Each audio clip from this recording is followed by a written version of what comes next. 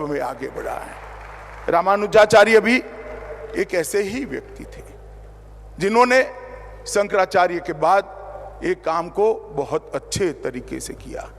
आदि शंकर ने ढेर सारे मतांतरों को एक करते हुए सनातन धर्म की छत्र छाया में देश को एक करने का, एक छतरी के नीचे लाने का काम किया।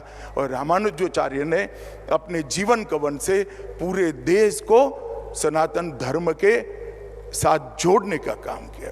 कई सारे कुरिवाज, कुप्रथाएं कटु विरोध करे बगैर अपने कर्म से उन्होंने बदली। कई बार मैं जब पढ़ता हूं तब मुझे विचार आता है कि सनातन धर्म में ऐसा क्या है कि जिसकी धारा क्षुण्ण रूप से कालबाह्य होए बगैर बहे ही जाती है, बहे ही जाती है। ऐसा क्या है, इसके अंदर अमृत तत्व क्या है? और कई सारे धर्मों का भी अभ्यास करते हैं।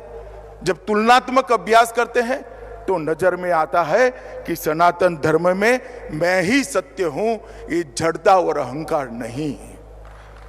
हमारे यहां शास्त्रार्थ की व्यवस्था रही, खंडन की व्यवस्था रही, मंडन की व्यवस्था रही और श्रेष्ठ को स्वीकारने की विनम्रता भी रही। और इसी के कारण सनातन धर्म आगे बढ़ता गया, बढ़ता गया, बढ़ता गया।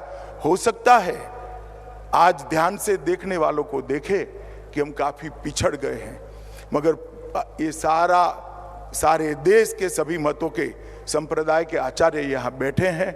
आप सभी को देखकर मुझे पूरा भरोसा है कि यात्रा ना कभी रुकेगी, ना कभी थमेगी और फिर से एक बार दिग्विजयी होकर पूरे विश्व के अंदर ज्ञान का प्रचार और प्रसार करेगी।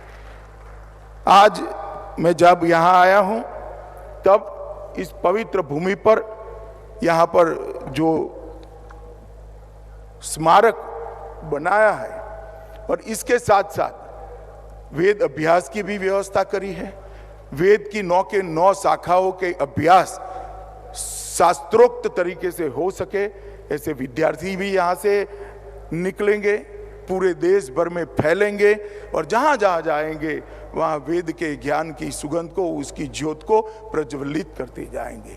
और इसके साथ रामानुजाचार्य का जो संदेश था, उनका जीवन का संदेश था, और इस संदेश को हर व्यक्ति समझ सके, इस प्रकार से यही स्मारक के साथ देश की सभी भाषाओं में प्रसारित करने का काम स्वामी जी ने किया है।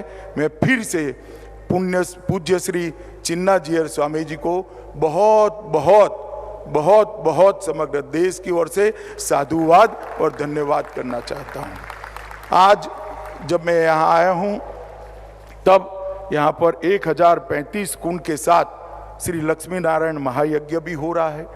चारों वेद की 9 की 9 उपलब्ध शाखाओं का पाठ भी किया जा रहा है। अष्टाक्षरी मंत्र का 10 करोड़ जाप हो रहा है, जिससे हमें मालूम पड़ेगा कि ये धरती हमेशा के लिए कितनी पवित्र होने वाली है। इतिहास, पुराणों और आगमों का भी पाठ हो रहा है। सभी प्रकार की पूजा व्यवस्था और पूजा पद्धति को भी समाहित और संरक्षित करने का भी यहाँ पर एक व्यवस्था किया गया है।